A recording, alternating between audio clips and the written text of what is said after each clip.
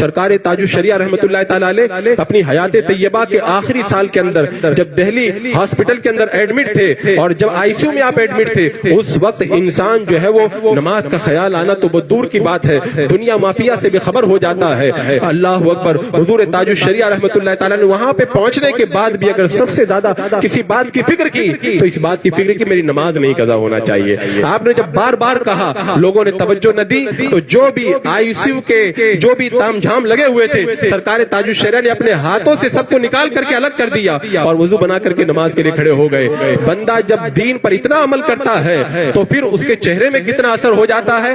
وہیں پر پاس میں امریکہ کا ایک مریض لیٹا ہوا تھا جس کے گردے ختم ہو گئے تھے، موت کے انتظار میں تھا اور ڈاکٹر صرف اس کی موت کا انتظار کر رہے تھے۔ اس نے سرکار تاج الشریعہ کو دیکھا اور دیکھتے دیکھتے وہ ٹھیک ہو گیا۔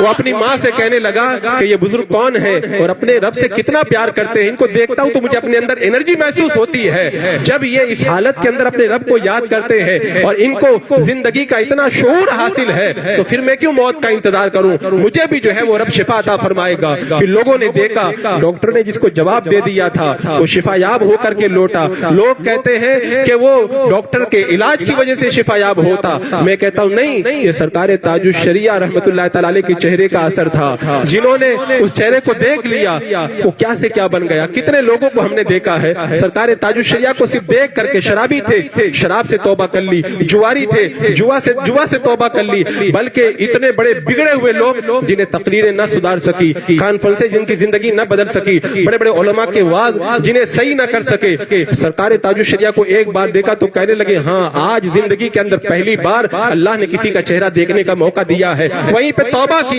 اور زندگی کی سارے گناہوں سے توبہ کر کے اللہ کی بارگاہ میں آ گئے۔ اس طرح کے واقعات کو اگر لکھ لیا جاتا تو ایک باقاعدہ انسائکلوپیڈیا تیار ہو جاتا، لیکن یہ ہماری اور آپ کی کائلی ہے، ہم اسے جمع نہ کر سکے۔ ورنہ کتنے لوگوں نے سرکار تاج الشریعہ کو دیکھ کے توبہ کی اور کتنے لوگوں نے دیکھ کر کے کلمہ پڑھ لیا۔ فیضان حضور تاج الشریعہ آپ میں جتنے لوگ موجود ہیں جنہوں نے دیکھا ہے، آپ بقسم بتائیں کیا سرکار تاج الشریعہ کو دیکھ کر کے خدا کی طرف دل کھینچتا ہوا نظر نہیں آتا تھا؟ میں اپنی بات بتاتا ہوں، جب سرکار تشریف لاتے تھے حضور تاج الشریعہ ممبئی کی سرزمین پر، ہم ملاقات کے لیے جاتے تھے تو جا کر کے بیٹھتے تھے تو ایسا لگتا تھا جیسے آسمان سے چاند کا ٹکڑا زمین پہ اتر آیا ہے۔